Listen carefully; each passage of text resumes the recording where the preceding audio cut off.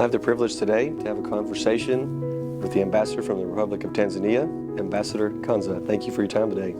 Thank you very much, Corey. It's a pleasure to be here. We'd like to just discuss some general conservation items with you regarding the Republic of Tanzania, and maybe just to give us an idea of the role of the American tourism in Tanzania.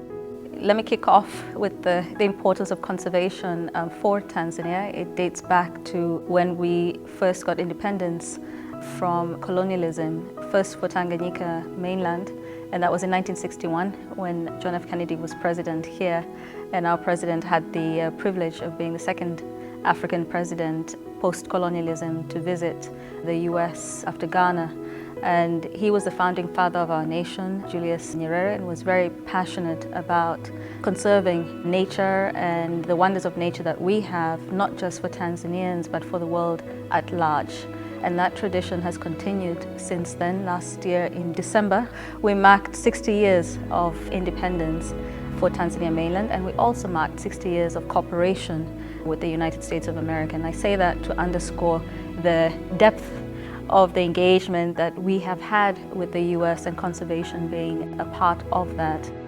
The US currently is the source of the highest number of tourists to Tanzania. It's also the source of the highest number of hunters. Hunting plays a very specific role in the world of conservation, or in the conservation space, with sustaining our conserved areas. At least 1/3 of the country is conserved. And this is really a combination of anti-poaching, but also in managing a population so we can have a balanced ecosystem, which is critical to sustain these world heritage. Beautiful. Well, Tanzania is certainly known as an ecological destination, paradise. I've had the privilege of traveling there several times. How would you define Tanzania's conservation priorities from a landscape scale? Well, there are at least, I'd say, 3 critical facets. One is this stewardship role for resources that are natural, and we feel that they're not just for our benefit but for everybody else. So applying the latest science, the latest techniques, the latest solutions to preserve these natural resources is a critical concern, and we are renowned for upholding the highest standards possible globally, and doing that in partnership with all partners, so not just the government, but we also have communities, we also have the private sector, really bringing everyone on board. The second is taking communities into account. This is nature, but it's not just wildlife, it's people as well as flora and fauna, and we need to ensure that the communities that are the direct custodians of these resources are able to benefit from them, otherwise they will not participate in conserving them and sustaining their existence. So we're constantly scaling up solutions that provide and strike the right balance to ensure that the communities get some income from it and see the benefits and are incentivized to work together with the other stakeholders to sustain these unique spaces. It is a major source of foreign exchange for the country, so it's critical to our growth and development to continue to be able to attract tourists to Tanzania. The US is very important, so how can we work closer with the United States community, both the government and the people of the United States of America, so more of them are able to come and behold this, heaven on earth, if I may call it that. And that really will help us in our development efforts. For tourists to arrive, we talk about infrastructure, roads, airlines, accommodation. The food is generated locally. The tourism sector is also a major employer for Tanzania. So it's an industry that we would like to protect, and we're looking forward to continue to work closely with the United States of America on this important agenda. You mentioned the importance of the foreign traveler to Tanzania. What has been the impact of that in the last 2 years during the times of COVID pandemic and the lack of international visitors? Well, it's been devastating. And this is true globally, because people were not able to get to Tanzania as flights were suspended. And for Tanzania, as is true for the rest of Africa, we suffered economically before we suffered on the health side from the pandemic, because the flights were canceled first. So all these travel bans made it very difficult also for transit traffic to Africa. As the world has started to open up, we've started to see more tourists come back. So we hope as things open up, we'll be able to recover in the tourism sector as well. Very good. Well, recognizing the role of the hunter, a legal regulated hunter to Tanzania, the inability of the hunter to get there, if it's COVID travel or if it's international pieces of legislation or anything that prohibits that, what kind of impact would that have on communities as well as conservation efforts in Tanzania? Employment is obviously directly affected, so you have communities that participate directly in supporting hunting safaris who have no jobs because there are no hunters coming in. From a conservation point of view, it's important to note that creating a sustainable and balanced ecosystem, that work has to be done by someone. So whether it is done by hunters coming into the country or hunters from within the country, it's also done by the government, so it just means that there's more pressure on the government to fill that gap. And if it is the government, then we're not bringing in new revenue, we're actually digging into our existing revenue, which was already devastated by COVID-19. So it's a tough situation all round. Just allow me to just underscore the importance that this is a role, it's a critical role that has to be played, right? It's not dependent on hunters from the outside. It's a question of maintaining a balance because there's a lot of devastation that can be caused by excessive populations in terms of carrying capacity.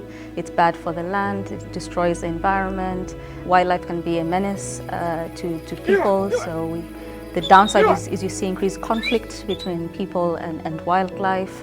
Poaching goes up if you don't have enough management of these buffer zones, which is really what the hunting blocks are. They're buffer zones between national parks and people, essentially human habitat and settlements.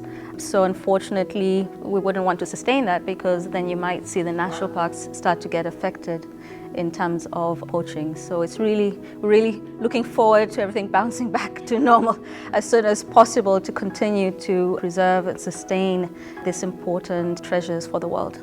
You spoke to human-wildlife conflict. Can you maybe take a little deeper dive in that? How does Tanzania manage human-wildlife conflict, whether it may be elephants raiding crops or predators such as lion or leopard and livestock conflict or direct human conflict? It's an ongoing challenge. It's finding the right balance in terms of being able to create buffer zones in particular and limit the direct boundaries between human settlements, and there is an exception to that. But here I'm thinking about urbanization, for example, urban centers and national parks. Animals don't respect boundaries, and so it's very easy for them to wander off. And so there's a constant monitoring to ensure that that doesn't happen, but more importantly, we have buffer zones. So our hunting blocks act like buffer zones. And so as long as that is happening, the animals won't approach those areas, and the people also are mindful. And that's why it's a stewardship role that is played. The exception is that we have communities that also live in some of these conserved areas. So for example, my heritage is Maasai, right? We have pastoralist communities. And so in some of our conserved areas, we have special areas where they can continue to live within those conservation areas because that is their habitat and they are part of the stewardship. And so that is something we take into account and maintain the balance as well. The other thing to keep in mind is that there are other communities that have depended historically on wildlife for game meat, and so there the government also has taken measures to continue to allow that because if you don't do it legally, then people can do it illegally, which is what we don't want. So being innovative in how to do that, and it's regulated, but it's also a way to help a broader population understand the importance of wildlife. Or what is the best way that the United States and the Western world in its entirety can support the conservation successes of Tanzania going forward? A critical one is to continue to work with us, to continue to maintain a sustainable conservation agenda. This, by implication, has a spillover effect into what kind of policies are undertaken, into what kinds of regulation are introduced in the global sphere, and avoiding to impose restrictions externally without us and that do not take into account the practical realities on the ground. Part of that is getting more people to come and see for themselves, because once you have experienced the opportunities and challenges yourself, it deepens your understanding of what it takes, right? There's an effort that goes into this duty of care where we need everyone to fully appreciate in totality. There is a strong anti-hunting movement, and it's easy to see one perspective that they're coming from. We'd like everyone to have a more balanced perspective and really to avoid imposing restrictions that would make it very difficult for us to continue our efforts and essentially continue to play the stewardship role for the world, not just for ourselves, but there's a cost that comes with it, and therefore come up with solutions collectively that can help us in this cause. You mentioned policies and legislation. What would you see as the impacts of the U.S. imposing pieces of legislation like the Cecil Act or things like that to Tanzania's, again, very successful conservation practices? Well, specifically in the case of hunting, it's a question of revisiting why people hunt. And trophies is one of the reasons that you have hunting as a sport. So preventing people from taking the trophies with them is a disincentive. And as I said, there's a role that needs to be played, and it needs to be played by someone. Having legislation that makes it harder for us to have partners to work with, and it's responsible hunting that we're talking about. We have punitive measures against irresponsible hunting is something that is critical to take into account. So we'll continue to work with our friends in Congress, with organizations such as the Dallas Safari Club, with the education on that, we'll continue to work with science on that, and continue to win the hearts and minds of everyone so that we all work together. This is a collective agenda and rather than against each other. Ambassador, thank you very much for your time. We appreciate it, and thank you for the wonderful conservation work of the Republic of Tanzania. Thank you, Corey. It's a pleasure, an honor, and a privilege.